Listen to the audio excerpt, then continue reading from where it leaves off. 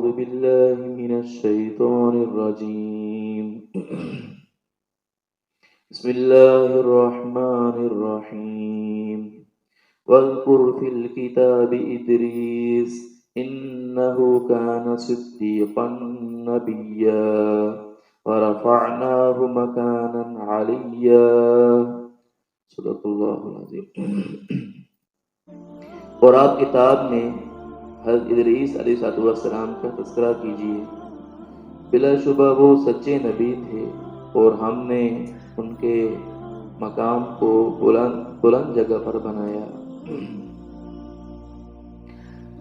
پچھلی آیات میں اللہ تبارک و تعالیٰ نے کئی انبیاء کا تذکرہ فرمایا ہے کہ اللہ تبارک و تعالیٰ نے ان کو بلند درجے عطا فرمائے. ان میں سے بعض کے اللہ تبارک و تعالیٰ نے خاص صفات کو بھی ذکر فرمایا. یہ اللہ تبارک و تعالیٰ حضرت ادریس علیہ السلام کا تذکرہ فرما رہے ہیں کہ حضرت ادریس علیہ السلام بھی اللہ تبارک و تعالیٰ کے برگزیدہ بندے تھے. تو اللہ تعالیٰ شاہ فرماتے ہیں وَذْكُرْ فِي الْكِتَابِ إِدْرِيسَ، اور آپ کتاب میں حضرت ادریس علیہ السلام کا تذکرہ کیجئے. إِنَّهُ كَانَ صِدِّيقًا نَبِيًّا، بلا شبہ وہ سچے نبی تھے. جیسے باقی انبیاء سچے تھے ایسے اللہ تبارک و تعالیٰ نے ان کو بھی سچائی سے نوازا تھا. تو جو نبی ہوتے ہیں وہ نبوت ملنے سے پہلے بھی فسق و فجور سے دور ہوتے ہیں. یہ نہیں کہ نبوت ملنے کے بعد ان سے گناہوں کو صدور نہیں ہوتا، بلکہ نبوت ملنے سے پہلے بھی اللہ تبارک و تعالیٰ نے ان کو گناہوں سے، فسق و فجور سے، شرک و بدعات سے اللہ تبارک و تعالیٰ نے انہیں محفوظ رکھا ہوتا ہے. تو اس طرح ادریس علیہ السلام ان کو بھی اللہ تبارک و تعالیٰ نے محفوظ رکھا ہوا تھا. تو حضرت ادریس علیہ السلام کا زمانہ کون سا ہے؟ تو قرآن یا حدیث میں کوئی صراحت اس کے بارے میں ذکر نہیں ملتا. تاریخی کتابوں سے بات ملتی ہے کہ ان کا جو زمانہ ہے وہ حضرت نوح علیہ السلام سے پہلے کا زمانہ ہے. یہ حضرت نوح علیہ السلام کے والد کے دادا تھے، یعنی حضرت نوح علیہ السلام کے پردادا تھے. تو اللہ تبارک و تعالیٰ نے ان کے زمانے کے بعد حضرت نوح علیہ السلام کا زمانہ، جس میں اللہ تبارک و تعالیٰ نے عذاب بھیجا، چند لوگ بچنے والے تھے، تو ان کو اللہ تبارک و تعالیٰ نے محفوظ رکھا. باقی جو نافرمان تھے ان کو اللہ تبارک و تعالیٰ نے ختم فرمایا. تو فرمایا اولئک الذین انعم اللہ علیہم، یہی وہ لوگ ہیں یعنی جن کا پہلے اللہ تبارک و تعالیٰ نے تذکرہ فرمایا ہے یا جن کا یہاں تذکرہ ہے. حضرت ابراہیم علیہ السلام، حضرت موسیٰ علیہ السلام، حضرت ہارون علیہ السلام، حضرت ادریس علیہ السلام، یہ سارے حضرات جتنے بھی ہیں یہ سارے کے سارے ان پر اللہ تبارک و تعالیٰ نے انعام فرمایا ہے. اور انعام سے مراد دنیاوی انعام، یعنی دنیا کے اندر اللہ تبارک و تعالیٰ نے انہیں نبوت سے سرفراز فرمایا، اور اخروی انعامات، وہاں جنت، وہاں کی نعمتیں، وہاں کی راحتیں، وہ ساری کی ساری اللہ تبارک و تعالیٰ نے پر انعام فرمائی ہے. من النبیین، نبیوں میں سے، من ذریت آدم، جو حضرت آدم علیہ السلام کی اولاد میں سے، یعنی حضرت نوح علیہ السلام سے پہلے جتنے بھی برگزیدہ لوگ گزرے ہیں یعنی نبی، ان کو اللہ تبارک و تعالیٰ نے ان پر انعام فرمایا. وَمِمَّنْ حَمَلْنَا مَعَ نُوحٍ، اور ان لوگوں پر بھی اللہ تبارک و تعالیٰ نے انعام فرمایا جن کو اللہ تبارک و تعالیٰ نے حضرت نوح علیہ السلام کے ساتھ کشتی میں سوار کرایا. تو 80 یا 82 آدمی ایمان والے تھے، تو ان کو اللہ تبارک و تعالیٰ نے حضرت نوح علیہ السلام کے ساتھ سوار کرایا تھا، ان پر بھی اللہ تبارک و تعالیٰ نے انعام فرمایا. حضرت نوح علیہ السلام کی 4 بیٹے، تو ایک کنعان وہ نافرمان تھا، اور 3 بیٹے حام، سام اور یافس.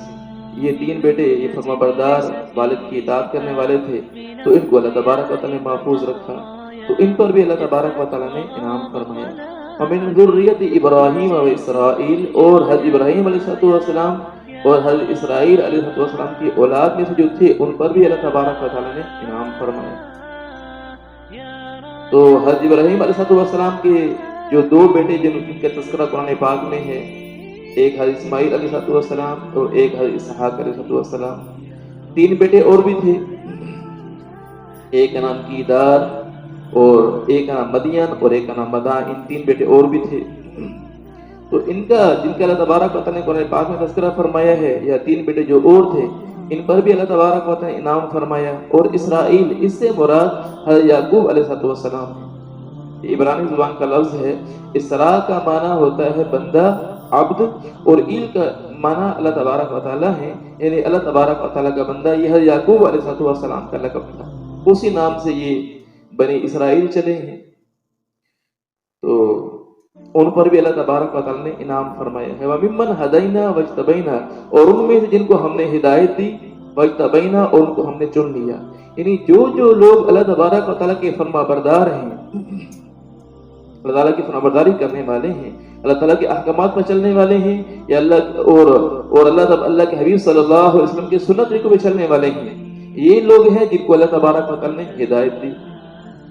وَاجْتَبَيْنَا، اور فرمایا کہ ہم نے ان کو چن لیا، یعنی ان کو ہم نے نافرمانی سے ہٹا دی. جب انہوں نے اس بات کا ارادہ کیا ہے لوگوں نے کہ ہم اللہ تعالیٰ کی فرما برداری کریں گے اور اللہ کے حبیب کی فرما برداری کریں گے، تو اللہ تبارک و تعالیٰ نے بھی انہیں چن لیا. اور جو لوگ اللہ تبارک و تعالیٰ کی فرما برداری کا ارادہ ہی نہیں کرتے ہیں، یا اللہ کے حبیب صلی اللہ علیہ وسلم کی سنت پہ چلنے کا ارادہ ہی نہیں کرتے ہیں، تو اللہ تبارک و تعالیٰ کو بندوں کی ضرورت نہیں ہے، لوگوں کی ضرورت نہیں ہے. اس لیے یہ قیامت کے دن یہ نہیں کہہ سکیں گے کہ یا اللہ آپ نے ہمیں ہدایت نہیں دی. ہدایت تو اللہ تبارک و تعالیٰ اسے عطا فرماتے ہیں جو ہدایت کی کوشش کرتا ہے، طلب کرتا ہے.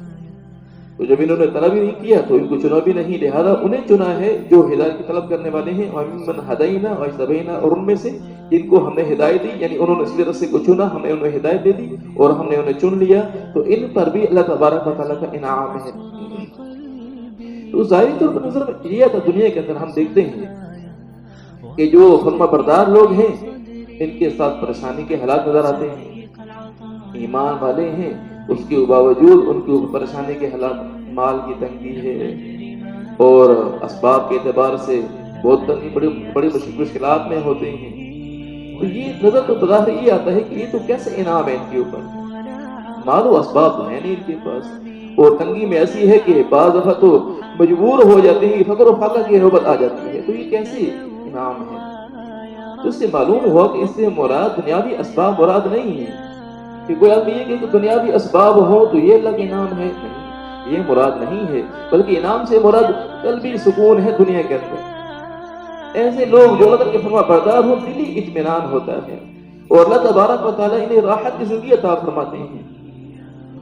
آپ دیکھتے نہیں ہیں کہ متقی پرہیزگار کی محبت لوگوں کے دلوں میں کیسے اتری ہوئی ہوتی ہے کہ جہاں سے گزرتا ہے لوگ اچھے الفاظ یاد کرتے ہیں، کیسا اچھا آگے جا رہا. لوگوں کے دلوں میں اللہ محبت کو پیدا فرما دیتے ہیں، جو اسے دیکھتا ہے اس کے دل میں ایک محبت سی پیدا ہو جاتی ہے. یہ اللہ تبارک و تعالیٰ کی طرف سے انعام ہی تو ہے. ورنہ کتنے مالدار لوگ ایسے گزریں گے، آپ دیکھتے ہوں گے، ان کے بارے میں سنتے ہوں گے، مالداری کے اعتبار سے، اسباب کے اعتبار سے، دنیاوی یعنی عہدوں کے اعتبار سے بڑی بڑی چیز نظر آئیں گے، لیکن اس کے باوجود لوگوں کے دلوں میں محبت نہیں ہوگی، بلکہ جہاں سے گزرتے ہیں تو لوگ برے الفاظ یاد کرتے ہیں، کوئی اچھے الفاظ یاد نہیں کرتے.